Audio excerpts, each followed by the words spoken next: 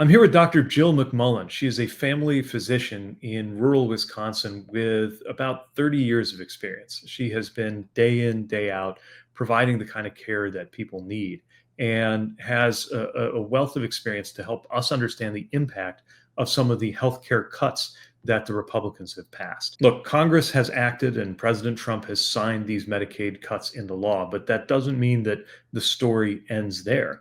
What's next is for all of us to hold them politically accountable and to push until there is a better way forward in our healthcare system.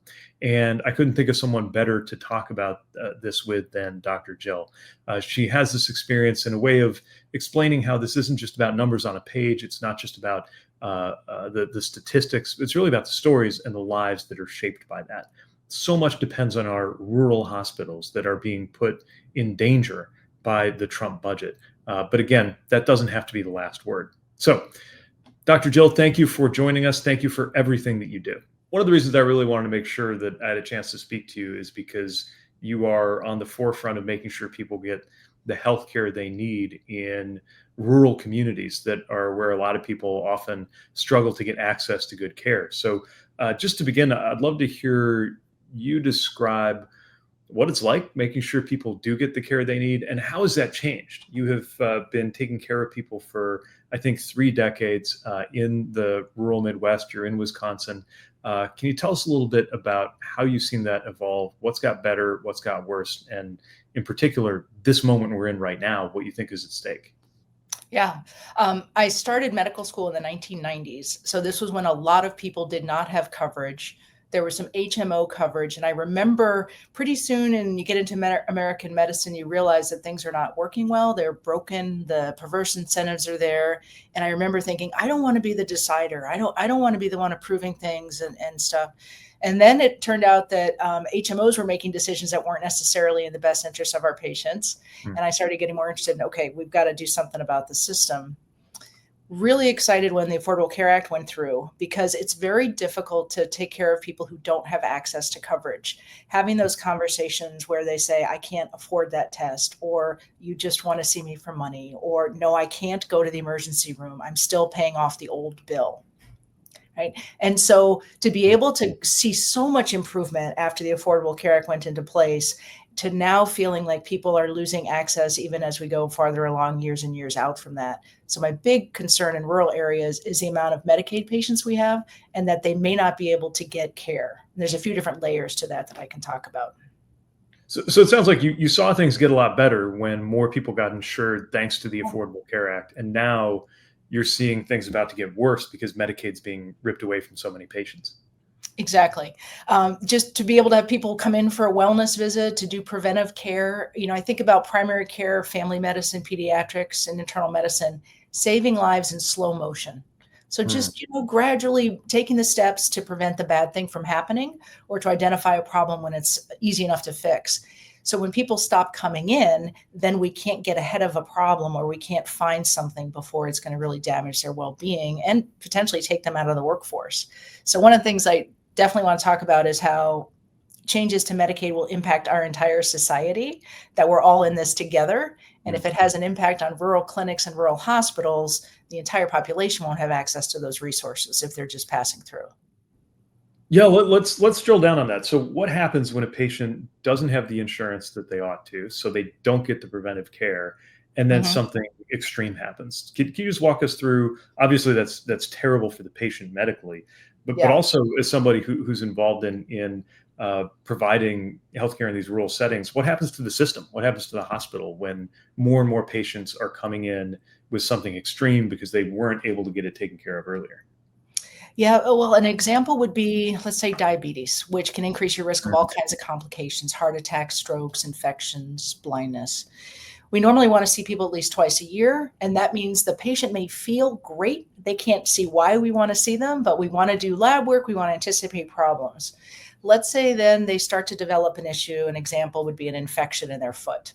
They can't afford to come in. They're uncovered. They're worried about the bill. They don't come in. The amputation then can happen, where they go from an infection to gangrene or a bone infection. And so the thing that they've maybe put off taking care of eventually needs life or death treatment. And that treatment will then be at a hospital, which can't turn people away, nor should we. They're uninsured, and now the hospital has to eat that cost or call that charity care or be unable to do anything else with it, but then divide the cost among other consumers. And that's what happens. If that happens too often, eventually the hospital is not able to maintain a profit margin. And I will tell you that rural hospitals really aren't making money. That it's not like it's a great gig to go into to become wealthy. I think, what is it, about almost half of rural hospitals are working at a negative margin. So they are taking in less money than they're spending. And then if you can imagine, you have fewer and fewer people who are coverage, more of that coverage becomes charity care or unavailable to help with their bottom line. Which could become a death spiral for a rural hospital, right? It means that Absolutely. the sustainability of the hospital just shrinks until the hospital can't stay open. And what they may do is start cutting services at Mhm. first. So stopping delivering babies or stopping having various specialists or closing different areas of the hospital. What I want people to understand is that our rural hospitals are infrastructure every 30 to 40 miles in general, and unless you're in the bigger western areas. So you're driving on vacation with your family, you have an incident, heart attack, car accident. If there's no rural hospital, that golden hour has now evaporated trying to get you someplace to keep you alive. And so not only does it matter for the local folks who live here and just want to be able to take care of themselves, it matters for people who are just crossing through the area or might be on vacation, truck drivers, other folks like that. One of the things you're pointing out that I think is so important overall in understanding the impact of this bill is that all of us are connected, right? We live in the Absolutely. same country, we participate in the same economy. I'm worried that House Republicans in particular have created this sense that this is only happening to other people. Hmm. But in the same way that, I believe all of us are going to be paying for this giant deficit because all of us will face higher interest rates as a Hmm. result of the deficit that they ran up to provide these tax cuts for the wealthiest. All of us are part of the same healthcare system, right? And in some way or another, pay the price when there's less rural care or more people going without insurance or more extreme situations getting treated as charity care or any of the other knock-on effects that happen when you kick people off of their health insurance. That's right. And so let's take somebody who maybe has regular insurance, but they live too far from the city. So they have to go to a local hospital, let's say, to get their cancer treatment. Hmm. If that hospital goes away, then they would now, instead of driving half an hour, might have to drive 2 hours to get infusions or radiation therapy. And people have said to me, I just can't. I literally cannot drive that distance, so I can't do my cancer treatment. I was just speaking with a patient yesterday and has to have friends or family drive her down an hour away. And I said, that must be really hard on you. And she said, well, if I don't make those appointments, I'll die. So I am going to get people to drive me an hour. But imagine if it was 2 hours and you had to take a whole day off of work to be able to do that. So sometimes people are actually turning away from care that could benefit them because they literally can't get there. One of the words that keeps coming to mind for me is waste, right? There is something hugely wasteful about forcing people to drive long distances to get basic care. There's something very wasteful about the idea of somebody facing amputation and all the implications of that for their lives and the cost of that when that could have been addressed through preventative care. What goes through your mind when you're watching these political debates and you see politicians, including your congressman, I think, Derek Van Orden, Mhm. trying to say that what they're doing by taking all this money away from Medicaid is just cutting waste? Yeah, I think they have a lack of understanding of how it's an integrated system Mm. and that we are all in this together in terms of money. There's only so much money to go around. So they were thinking about being able to save money because they're looking at some bottom line things, I think, on the budget without realizing that eventually that care is going to have to be managed somehow. If we don't take care of young children, let's say when they are born prematurely or they have a health crisis, that is an entire lifespan of, heaven help us, decreased productivity. I mean, if we just want to talk about dollars and cents, it has an impact on our economy if we don't have viable workers, viable communities to be able to keep driving the economy. I would like to give Derek Van Orden the benefit of the doubt when he says that there is going to be no cuts to Medicaid, there's going to be no cut to SNAP. Maybe he didn't have all the right information when he said that in March. Um, I think as a politician, it's your job to be informed and make good decisions. It's your job to not lie to your constituents. But now that they're hearing directly from the healthcare organizations and rural hospitals, it's time to listen and see if we could do something differently. It sounds like what you're saying is the most charitable explanation is that your congressman literally didn't know how much he was damaging rural healthcare. The less charitable explanation is he just wasn't telling the truth. But either way, they did in fact cut Medicaid after saying that they wouldn't. Absolutely. What about I Absolutely. know there's different terminology here, just for and every state has different state programs that deliver Medicaid funding. So I think in Wisconsin, there's Forward Health and there's also Badger Care. Can you say a little bit about what the distinction is between those and what people need to know if they're not sure whether this affects them personally? Yeah, I think that a lot of folks don't actually know what their insurance is. They may have a label on it, but that may actually be even a private payer that's got a contract with Badger Care or Forward Hmm. Care. And it is not transparent to people what their coverage is like or even what they can do. And I will say, as a clinician, I can try to look up some of the coverage and it's confusing to me. So when you talk about waste and you talk about all the time that it takes people to figure out what their benefits are and whether or not they can afford a procedure, some of that is tied to the fact that we're trying so hard to save money that we're now wasting money, that we now don't have enough doctors, enough nurses, enough exam rooms to be able to actually meet the demands of all patients, no matter what their insurance is. Hmm. I am not sure why we have a philosophy in the country of needing to hide the fact that we're on Medicaid or that we need assistance. And one of my big hopes is that someday we would believe that we all deserve to have good health care, and you don't have to earn it by your job or by being married or by having children or being pregnant, that it's just part of human rights to be able to make the most of each life that we're given. But because we seem to attach shame to needing assistance, then we want to hide the name Medicaid and we start giving it other names like Badger Care or Forward Care. Yeah.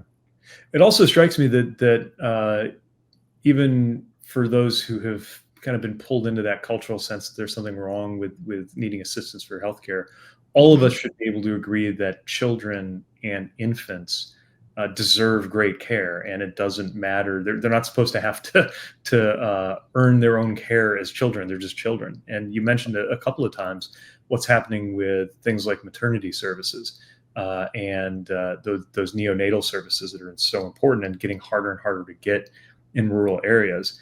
I take this really personally because our kids were born prematurely, and our first days with them in the adoption process were spent in a rural hospital where they got great care.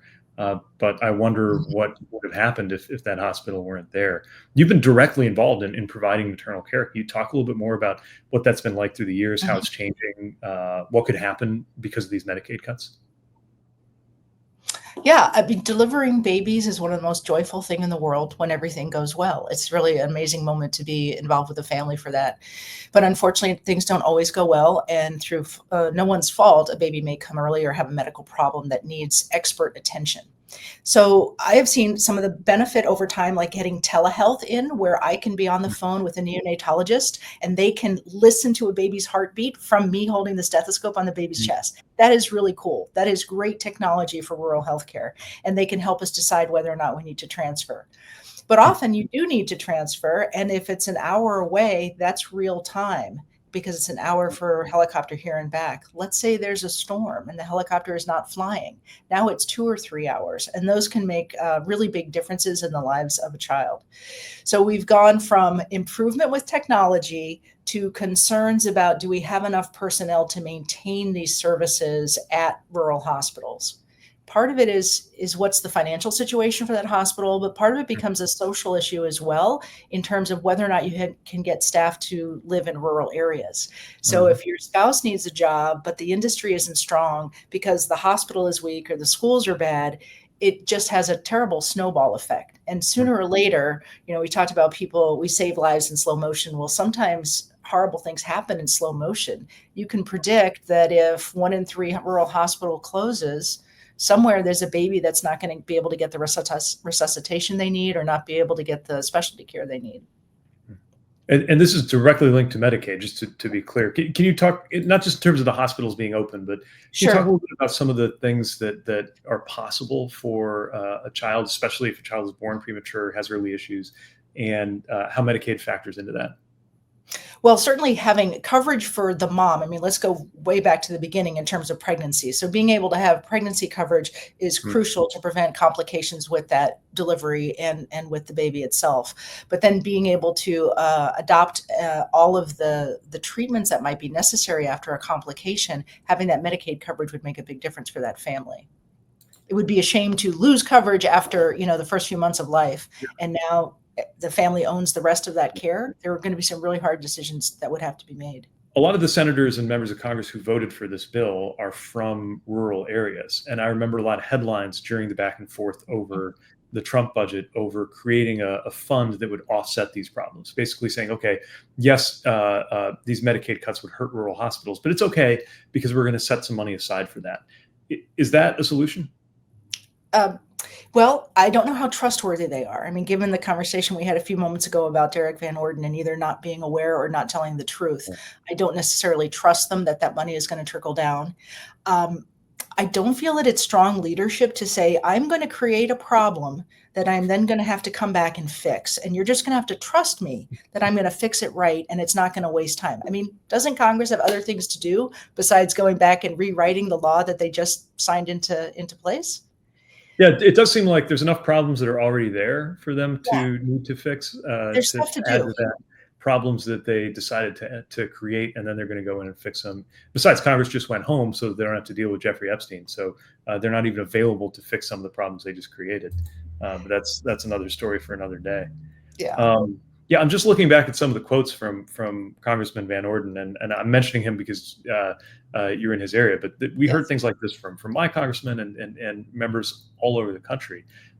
He said, "People are fear mongering with those most vulnerable: veterans, seniors, and hungry children." What do you make of that? I think, unfortunately, that the chickens are coming home to roost because we have a local school district that has just said they will not be doing free school lunches this year. They've already made the decision just based on the budget, whether or not anything has gone into place. So, pediatrician or family docs will tell you if children are not having a full belly, it's really hard to learn. And that leads to many more complications in the rest of their life if they just can't think while they're at school or if they're going hungry. So it literally is happening in Congressman Van Orden's district that the free and reduced lunch programs are starting to go away. You can't. So I mean, at a that's certain point, you not can't trick people about that, right? right. Right. Mhm. Go ahead.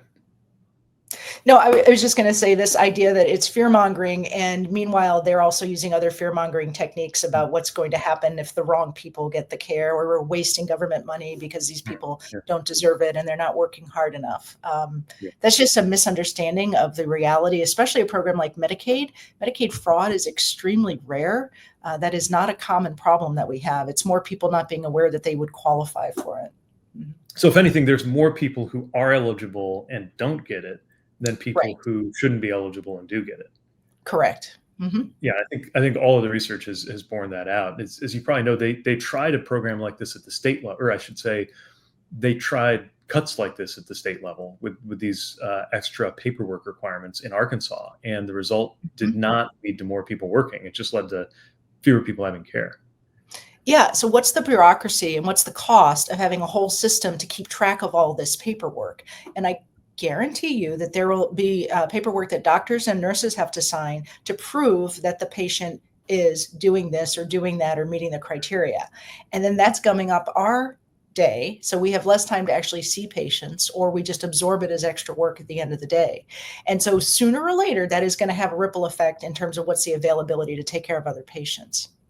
So, is it accurate to say that the One Big Beautiful Bill Act, or whatever they call it, directly increased the paperwork that you're doing when you could be taking care of patients? I am sure that that will happen. I am sure that it will trickle down to make us be able to pick up the slack for proving things. As it is, one of our biggest issues with Medicaid is one of my issues anyway, is let's say prior authorizations for medications. Hmm.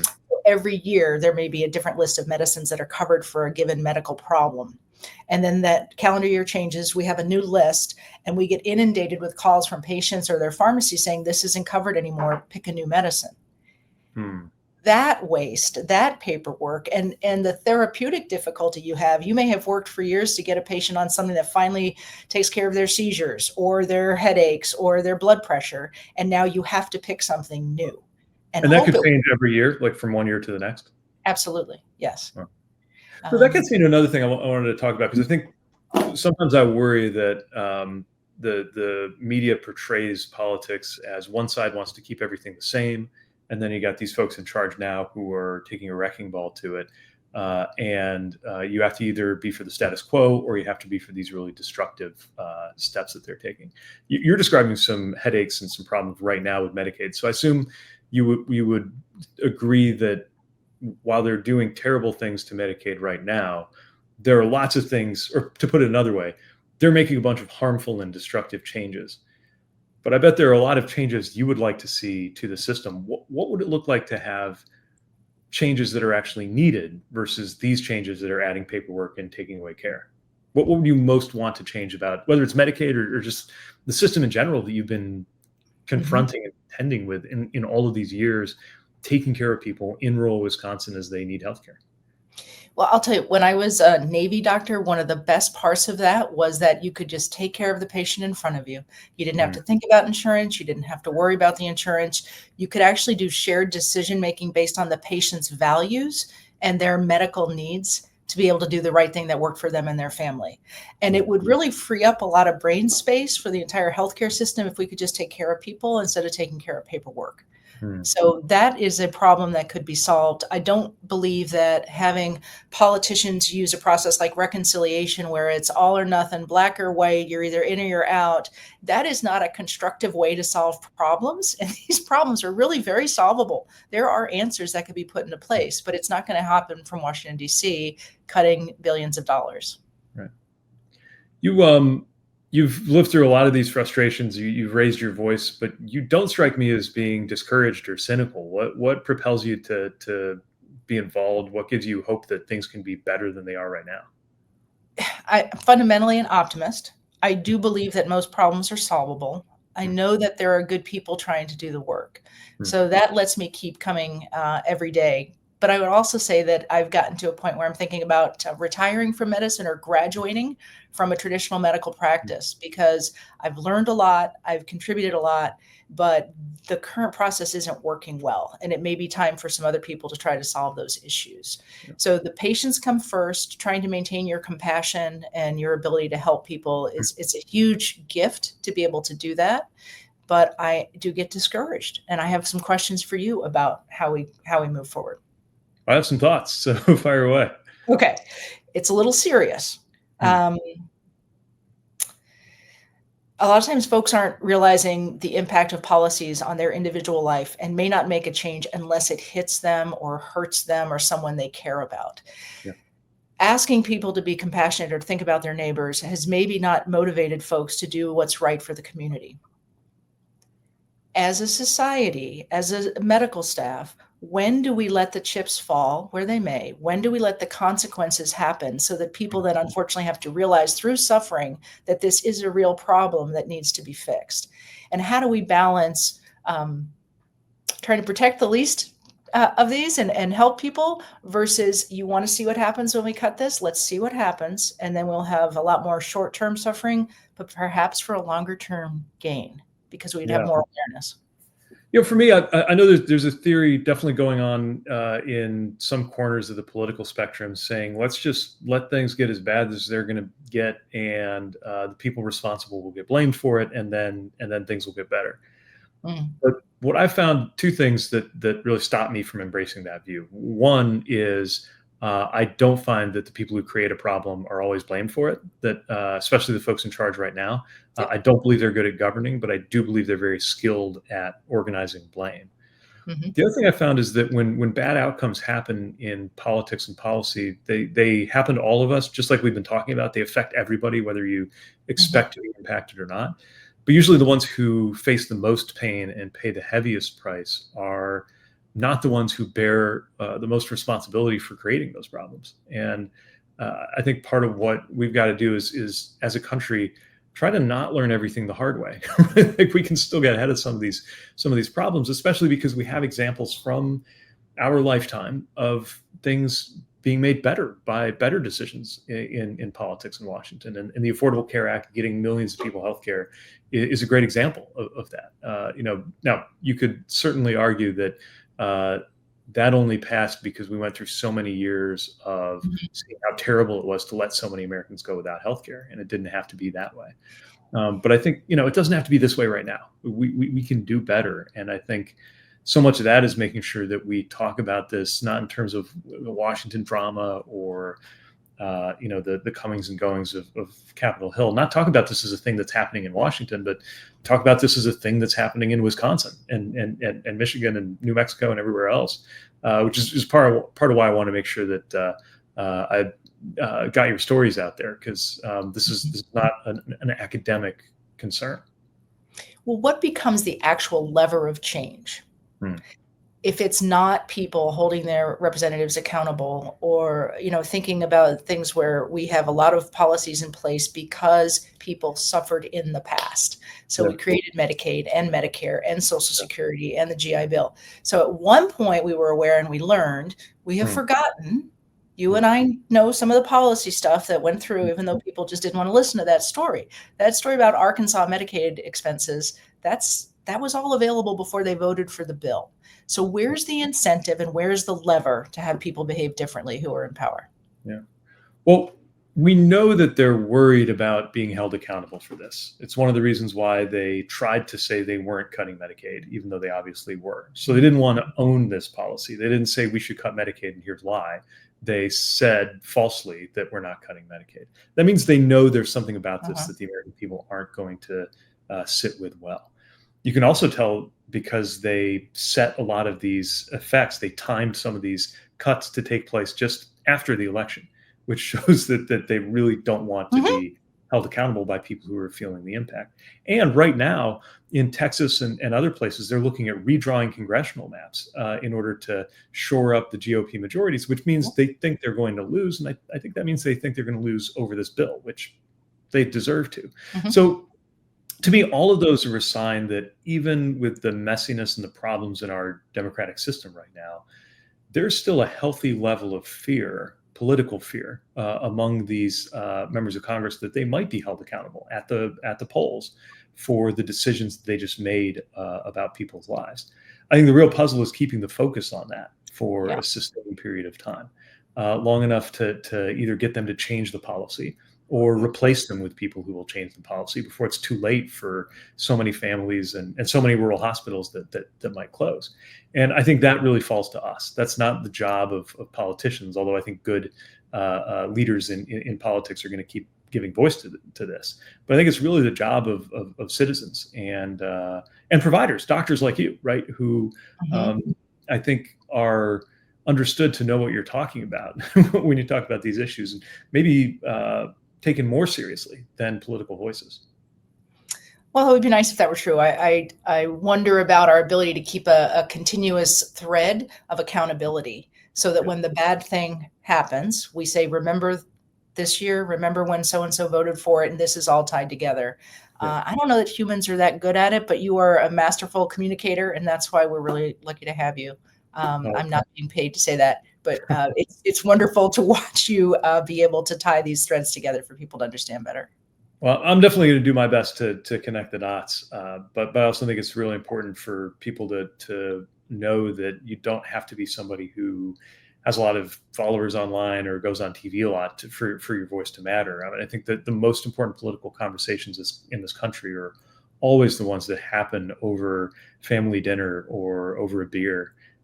Or just among people and other people that they know that they're related to or work with. And I think we're a bit uncomfortable talking about politics, especially because it's so polarized. But this is, I think, a really important time and would be healthy for people more often to speak to people they know about what this is doing to them, especially if you're somebody, whether you're an educator whose kids are now going without support for nutrition, or a Mhm. doctor like you worried about rural hospitals closing, or a patient, somebody whose insurance is on the line, or anybody else who's directly affected by this, because all that really matters in policy, and definitely in politics, is what it does to us in our actual, real, everyday lives.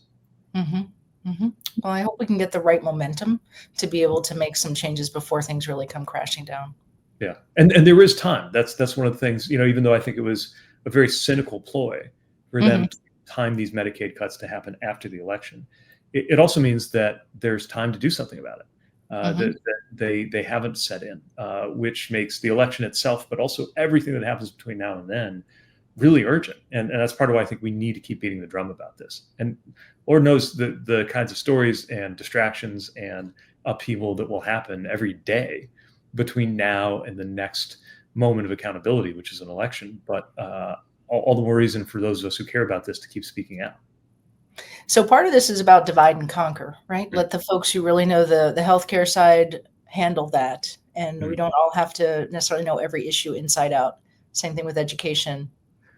Yeah, that's a great point. I think a lot of people feel like unless you're a policy buff, unless you're Mhm. like reading policy papers or reading political news every day, then you're not qualified to weigh in on this stuff. But everybody's qualified to talk about what's going on in their own lives, right? Yeah. I worked a lot, as you know, in transportation, and what I found was everybody was an expert in their transportation. Everybody knew in extraordinary detail and sophistication what was going on with the roads or the buses or the airport that they counted on. Yeah. And that was part of how we were able to actually get a really good working bipartisan majority to get big infrastructure projects done. Um, it's harder in some other policy areas, but I think that the principle still applies.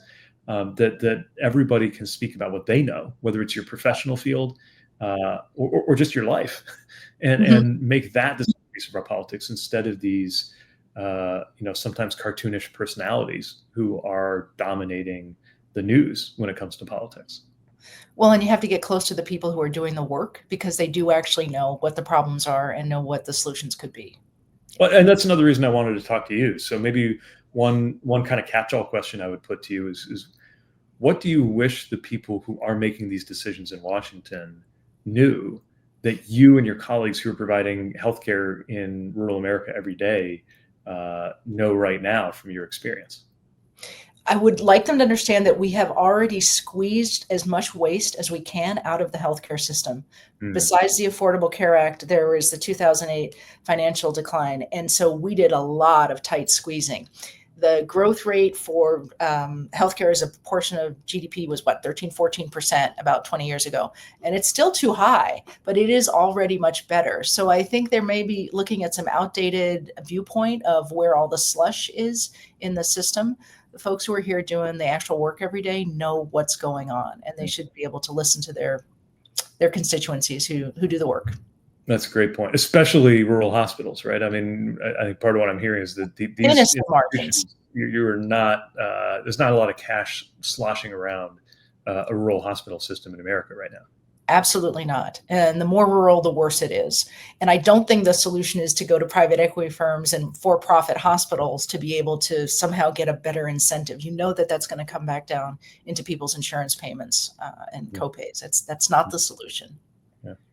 Yeah. Are there a couple stories, a couple, I know you'll always, you're a professional, you respect Mhm. confidentiality and all of that, but Yep. at a broad level, can you share any kind of examples, stories, bases that kind of stick out in your mind when you're thinking about who's impacted by these policy choices?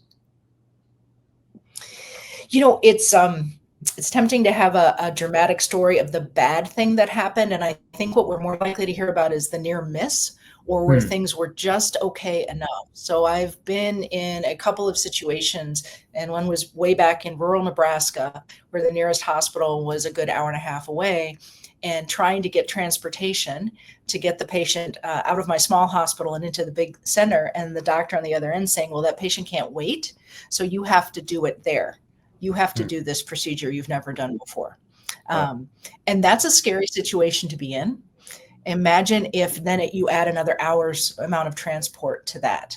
where you've got a doctor who's going to do their best, but that patient's outcome is really depending on not having access to care. I think that that's just going to get worse as we lose these rural hospitals. One way to put it is, almost by definition, rural hospitals are spread out through America. But it really matters whether it's half an hour or an hour and a half to the nearest hospital. And maybe you could explain in clinical terms why so much depends on the difference between 30 minutes and 90 minutes.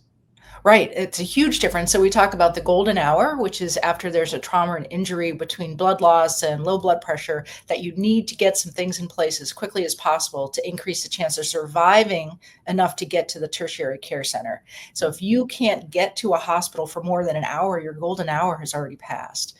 We also talk about a phrase, time is tissue.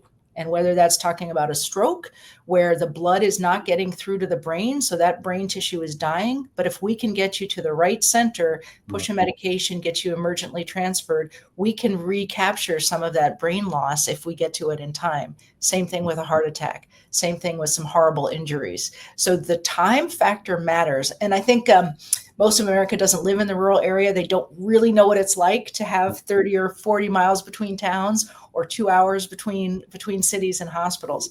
That's a long time to wait when your life is on the line. Yeah. It's not just a convenience thing. I mean, it's it's not a convenience thing.